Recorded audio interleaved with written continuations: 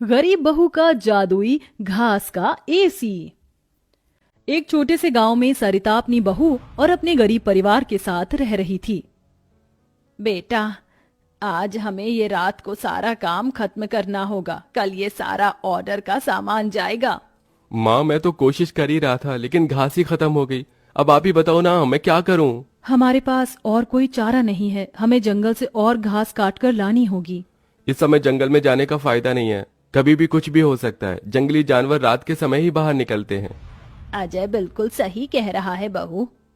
अरे माँ जी, हम दो लोग अगर जाएंगे तो कोई जानवर पास नहीं आएगा, और फिर इतनी जल्दी कोई जानवर हमला नहीं करता। हमें ये ऑर्डर कल देना है, आप ये भी तो सोचिए। लेकिन बहू।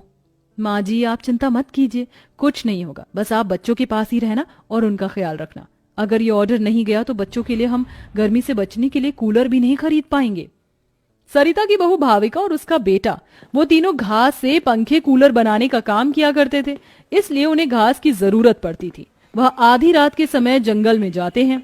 भाविका, जरा से भी हलचल हुई तो मुझे बता देना, कभी भी कुछ भी हो सकता है। ठीक है जी, मैं आपको बता दूंगी।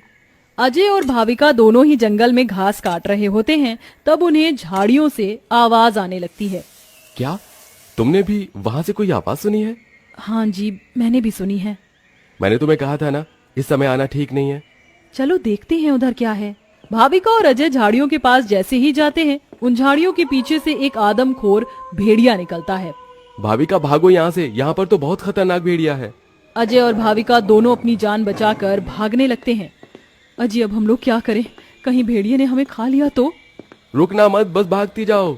भागते भागते वो दोनों जंगल से किसी तरह बाहर निकल आते हैं और भेड़िया उनका पीछा छोड़ देता है। जान बची तो लाखों पाए, लौट के बुद्धू घर को आए।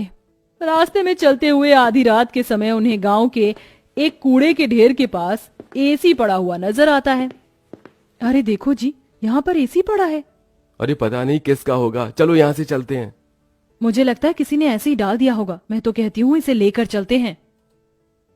भाविका अजय को एसी ले जाने के लिए मना लेती है, जिसके बाद वो दोनों उस एसी को घर ले आते हैं।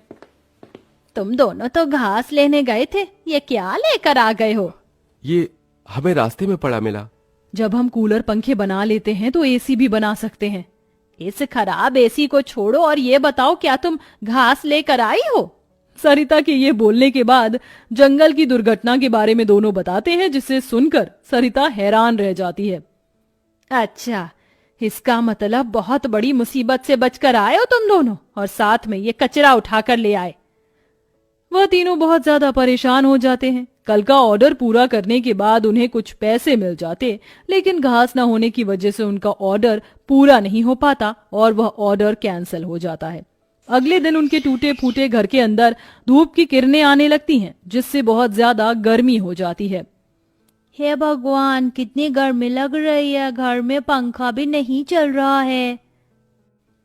मुझे भी बहुत गर्मी लग रही है। पिताजी पिताजी, हमें बहुत गर्मी लग रही है, हमारे घर में एक पंखा भी ठीक से नहीं चलता। बेटा, थोड़ा सा सब्र रखो, कुछ दिनों में मेरे पैसे मुझे मिल जाएंगे तो मैं घर के अंदर एक अच्छा सा पंखा लगवा दूंगा। हमारा वो ऑर्डर तो कैंसिल हो गया, लेकिन सुबह में घास ले आई थी मैं। चलिए गांव वालों के कूलर और पंखे में घास लगा देते हैं, उससे कुछ तो पैसे आएंगे। हाँ, तुमने सही कहा। भाविका और अजय दोनों मिलकर पुराने कूलरों के अंदर घास लगा रहे होते हैं, और यहाँ घर में राजू दिशा गर्मी से परेशान हो रहे होते हैं। काश कि हमारे घर में भी कोई एसी होता। तभी दिशा की नजर उसके पिता के लाए हुए एसी के ऊपर पड़ती है। अरे राजू, जरा इसे देखो, लगता है पिताजी हमारे लिए एसी लेकर आए हैं, पर उन्होंने ये एसी अभी तक क्यों नहीं लगाया? क्योंकि ये एसी खराब है, बस इसीलिए। कल रात तुम्हारे माता पिता को यह कूड़े करकट में मिला था। ये सुनने के बाद राजू इस बात से तो खुश होता है कि उसके पिताजी पुराना ही सही, कम से कम एक एसी तो घर पर लेकर आए।